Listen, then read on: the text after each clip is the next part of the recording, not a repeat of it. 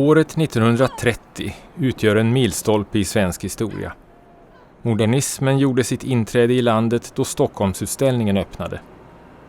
Den nya tidens framstegsiver och samhällsvisioner började tränga ut den gamla världen.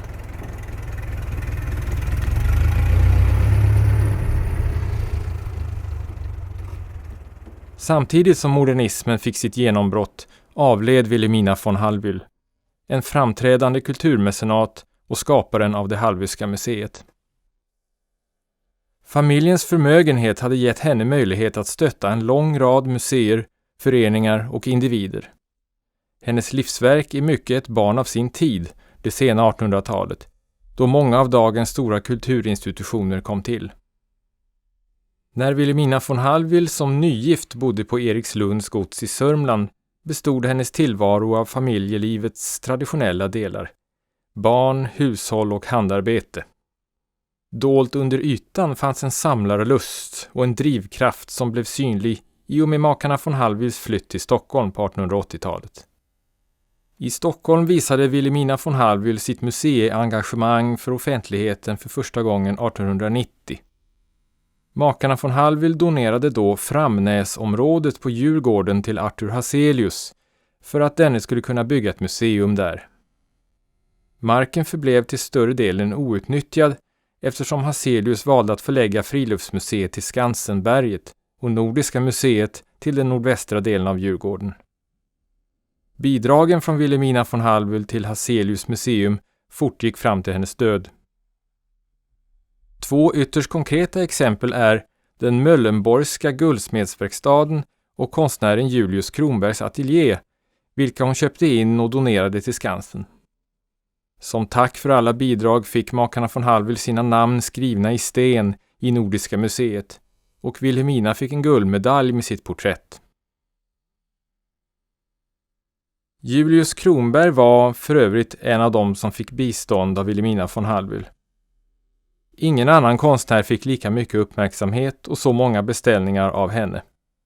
Kring 1920, när han var som mest aktiv i hennes hem på Hamngatan 4, var han en av Sveriges bäst betalda konstnärer. Det Hallwylska museet på Hamngatan är i första hand ett museum över en tidsepok och en samhällsklass. Samtidigt är det ett museum över en schweizisk släkt. Trots att hennes make Walter, som var född och uppvuxen i Schweiz, inte tog någon del i museiskapandet, är den schweiziska kopplingen tydlig.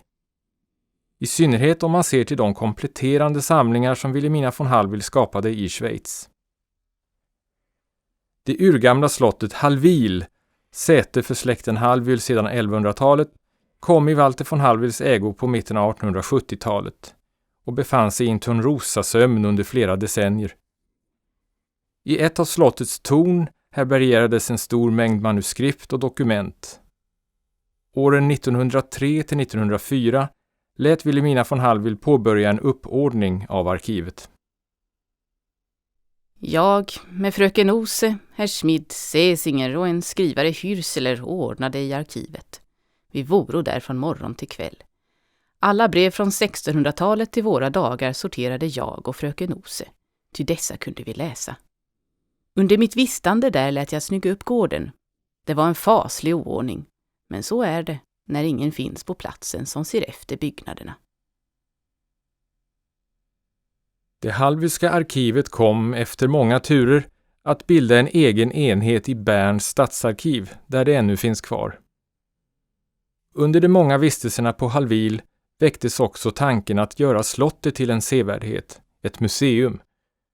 Det första steget var att göra en ordentlig arkeologisk utgrävning av slottsområdet. Av en slump tog Wilhelmina von Hallwyls barnbarn Rolf de Maré detta foto, en varm junidag 1910. Det visar ett avgörande samtal för Wilhelmina von Hallwyls planer. Sällskapet har promenerat till kusten vid godset Hildesborg i Skåne, och under promenaden berättade Wilhelmina för operasångaren Gustav Sjöberg om den förfallna släktborgen. Hon hade just satt sig på en bänk när han slår sig ner på armlänet bredvid och enträget ber henne att anlita en svensk arkeolog. Behändigt nog hade han också en kandidat för uppgiften, Nils Litberg. Den 16 september 1910 möttes Wilhelmina von Hallwyl och Littberg i Schweiz. Jag ser ännu som vore det igår hur han öppnade dörren till läsesalongen.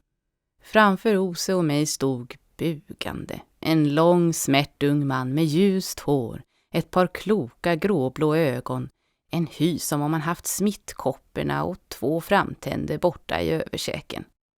När han började tala trodde jag han var finne, men efter några dagar berättade han att han var gotlänning. Littbergs arkeologiska insats blev mycket noggrann och banbrytande.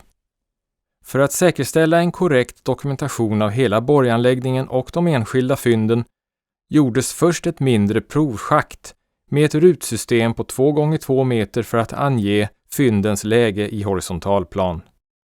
När den egentliga utgrävningen tog vid behöll man rutsystemet men utökade det med en finare indelning på 1 x 1 meter där det behövdes. Större delen av utgrävningen skedde med kniv för att kunna särskilja de olika sedimentlagren och därmed kunna dokumentera fyndens läge i stratigrafin.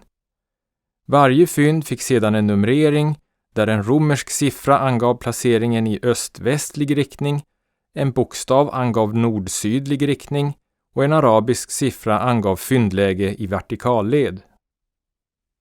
Wilhelmina tog praktisk del i särskiljandet av organiskt från oorganiskt material samt packade föremål för transport till Stockholm. Till skillnad från vid många andra utgrävningar bevarades alla föremål, oaktat tidsperiod och värde. Samlingen är därför ovanligt rik på vardagsföremål och innefattar Schweiz största enskilda bestånd av historiskt glas. I sin helhet var utgrävningen ytterst omfattande och noggrann, vilket var typiskt för Wilhelmina von Hallwyl. Utgrävningsrapporten består av 6 foliovolymer, cirka 2000 sidor text och hundratals bilder. I början av utgrävningen beslöt Wilhelmina von Hallwyl att ta bort de nygotiska förändringar av byggnaderna som Walter von Hallwyls bror gjort på 1870-talet. Borgen skulle återställas till sin forna glans och därför anlitade hon Littbergs rumskamrat arkitekt Anders Roland. Wilhelmina von Hallwyls insats i Schweiz begränsade sig inte till slottet Hallwyl.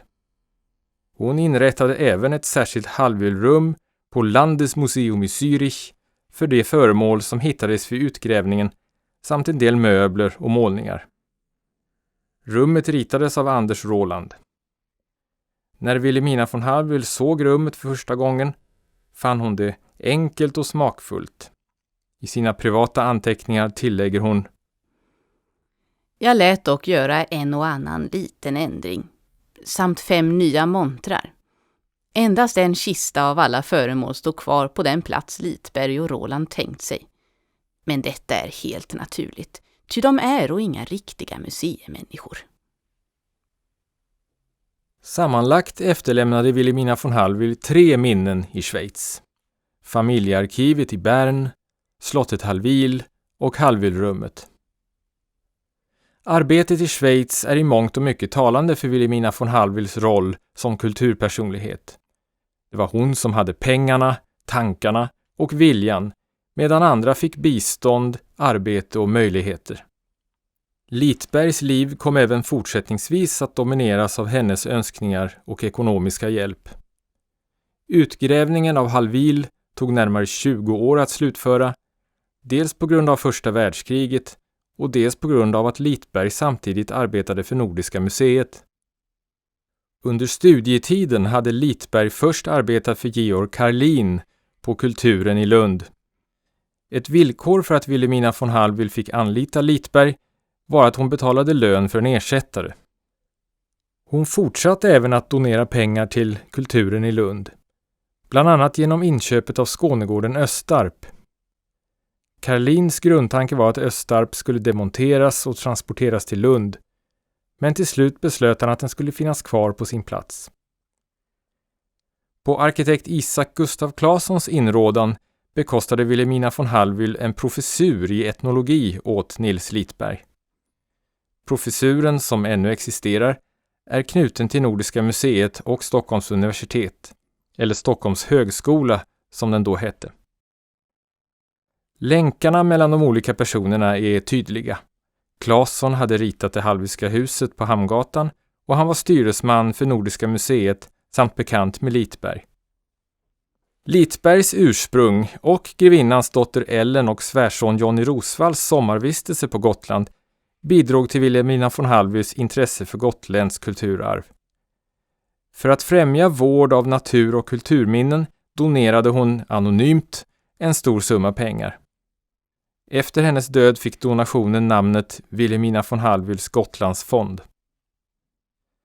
Wilhelminas generositet och kulturengagemang gav henne flera hedersmedlemskap i Sverige och Schweiz, till exempel i Schweiziska fornhistoriska sällskapet och i Kungliga akademin för de fria konsterna i Sverige. Ett personligt intresse för asiatisk keramik förde henne i kontakt med andra storsamlare på detta område, däribland blivande kung Gustav VI Adolf. De mest tongivande samlarna i Sverige ställde ut ett urval av sina föremål i utställningen Kinesisk konst och konsthantverk 1914. Wilhelmina von Hallwyl bidrog med 9 föremål. Det var den enda gången hon lånade ut något från samlingarna på Hamngatan 4. Hennes princip var annars att aldrig föra ut något från sitt museum, endast in. Wilhelmina von Hallwyls samlar- och museigärning var främst inställd på att bevara hennes egen och tidigare generationers kulturarv för framtiden. Men det är också viktigt att nämna hennes bidrag till den framväxande generationen. Hennes barnbarn Rolf de Maré. Av alla de miljoner kronor som Wilhelmina von Hallwyl donerade fick Rolf en mycket stor del. Lejonparten av hans pengar gick till den svenska balletten i Paris, ett danskompani grundat av Rolf och hans gode vän Jean Berlin. Den svenska balletten gjorde sig ett namn dels för att de engagerade framstående konstnärer och tonsättare i uppsättningarna, dels för att ensemblen hade ett rykte om sig att ägna sig åt förbjuden sexualitet. Wilhelmina von Hallwyl anmärkte i sina anteckningar: Våra svenska tidningar skäller bara ner den svenska balletten och de utländska lovordar den. Nog tycker vi i släkten att det är galenskap att kasta ut miljoner för att vara teaterdirektör när man inte behöver det. Men om han känner sig lycklig i sitt med förargelser späckade arbete så får man tiga. Ty var och en har sin smak. För övrigt håller jag mycket av Rolf. Den moderna konsten var inget som Wilhelmina von Hallwyl direkt uppskattade. Hon såg det däremot som sin uppgift att stödja Rolf och hans vänner. Av den anledningen kom 2 verk av konstnären Nils von Dardel in i de Hallwylska samlingarna. Och när den svenska balletten slutligen kom till Stockholm 1922 bevistade hon 17 av 18 föreställningar med ultramodern scenografi av Fernand Léger, akrobatisk koreografi av Jean Berlin och kakafonisk musik av Arthur Honegger. En sista kraftsamling utgjorde Wilhelmina von Hallwyls omsorg om alla ekonomiska delar av sin framtida kvarlåtenskap. Tack vare envishet lyckades hon, mot många så kallade experters inrådan, få till att alla fonder skulle inkludera ett återbetalningssystem, där en viss procentandel av räntan från fonderna skulle återinvesteras i fonden för att få kapitalet att växa, eller åtminstone att det inte skulle ätas upp av inflationen. Sommaren 1929 kom Rolf, som vanligtvis var bofast i Paris, till Sverige igen. Rolf hade blivit ansvarig för nöjesavdelningen på Stockholmsutställningen 1930. Han skulle ägna ett år av förberedelser fram till invigningen av utställningen i maj. Trots en skral hälsa och ålderskrämpor tog Wilhelmina von Hallwyl sin inbjudan till utställningen och lät fotografera sig för inträdespasset. Stockholmsutställningen, modernismens intåg i landet, var det sista kulturevenemang hon bevistade. Hennes värld försvann in i den nya tidens framstegsiver och samhällsvisioner. Många trodde säkert att hennes samlingar endast var uttryck för en rik kvinnas nycker och att de snart skulle glömmas bort. Men det Hallwylska museet och allt annat som hon bidrog till finns kvar, världskrig och världsförbättrare till trots, in i en långt avlägsen framtid.